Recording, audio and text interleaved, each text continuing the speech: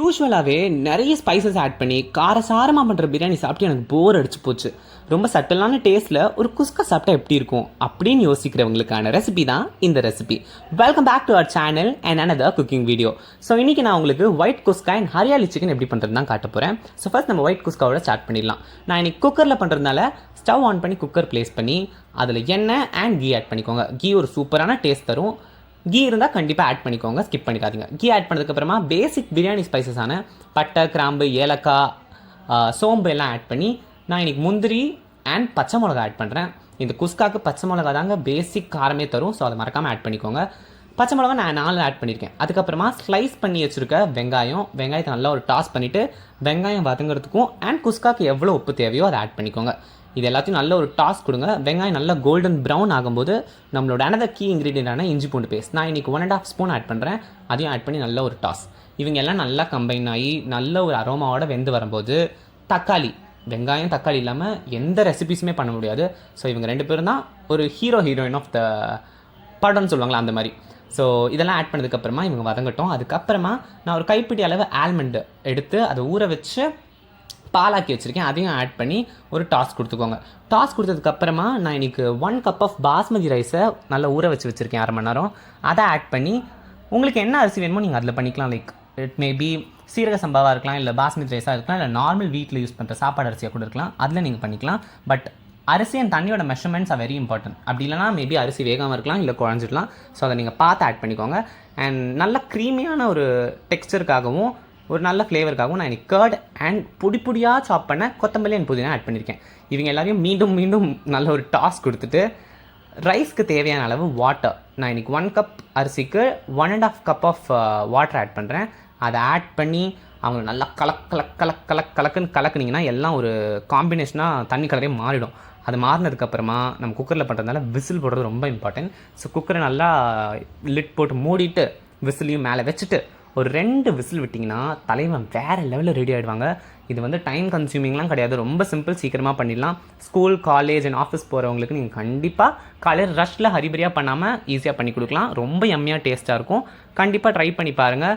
வீட்லேயும் கூட நீங்கள் வந்து யூஸ்வலாக சண்டேயில் பிரியாணி குழம்பாக பண்ணி சாப்பிடாமல் இந்த மாதிரி ஒரு சிம்பிளாக பண்ணி ஒரு 65 இல்லை ஒரு இப்போ நான் அடுத்து காட்ட போகிறல ஹரியாலி சிக்கனோ பண்ணி டிஃப்ரெண்ட்டாக இம்ப்ரெஸ் பண்ணலாம் வீட்டில் இருக்கிறவங்கள. ஸோ மறக்காமல் இதை ட்ரை பண்ணி என்ஜாய் பண்ணுங்கள். நெக்ஸ்ட் ஹரியாலி சிக்கனுக்கு போயிடலாமா? இப்போ ஹரியாலி சிக்கன் எப்படி பண்ணுறதுன்னு பார்த்துலாமா? ஸ்டவ் ஆன் பண்ணி கடாயை வச்சுக்கோங்க. நான் இன்றைக்கி கடலெண்ணெய் யூஸ் பண்ணுறேன். ஸோ கடலெண்ணெய் ஆட் பண்ணதுக்கப்புறமா அது சூடானதுக்கப்புறம் பேசிக் பிரியாணி ஸ்பைசஸான பட்டை, கிராம்பு, ஏலக்காய் அண்ட் சோம்பு இன்றைக்கி நான் வந்து பவுடரை ஆட் பண்ணுறேன். இதை ஆட் பண்ணதுக்கப்புறமா குஸ்காக்கு நான் வந்து வெங்காயத்தை ஸ்லைஸாக கட் பண்ணி வச்சுருந்தேன். பட் இங்கே நான் வந்து பொடியாக கட் பண்ணி வச்சுருக்கேன். ஸோ பொடியாக கட் பண்ண நம்மளோட ஆனியன் ஹீரோ அவரையும் ஆட் பண்ணி நல்ல ஒரு வதக்கிப்போம்.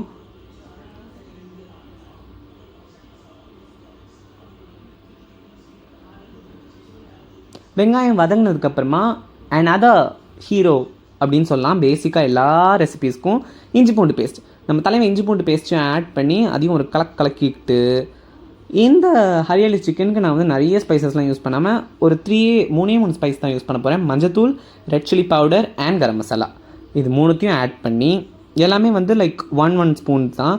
எல்லாத்தையும் ஆட் பண்ணி உப்பு, தேவையான அளவு உப்பு, உங்களுக்கு தேவையான அளவு உப்பு ஆட் பண்ணிட்டு நல்லா கலக்கிட்டு க்ளீன் பண்ணி வச்ச 1/2 kg சிக்கன் நான் இன்றைக்கி வந்து லெக் பீஸோடு சேர்த்து தான் வாங்கியிருக்கேன். ஸோ அதையும் ஆட் பண்ணிக்கோங்க.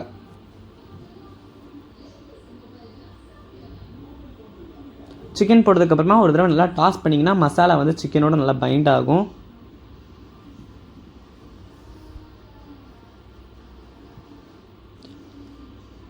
ஒரு ஹாஃப் குக்டு ஸ்டேஜில் இப்போ நம்ம வந்து ஒரு கீ மசாலா ஆட் பண்ண போகிறோம். தட் இஸ் ஒரு கைப்பிடி அளவு புதினா, கொத்தமல்லி அண்ட் பச்சை மிளகாஸ் இதெல்லாம் சேர்த்து அரைச்ச ஒரு பேஸ்ட். இதுதான் வந்து பேசிக்கான ஹரியாலி சிக்கனுக்கான மசாலா. இது கண்டிப்பாக மஸ்ட் ஆட் பண்ணி ஆகணும்.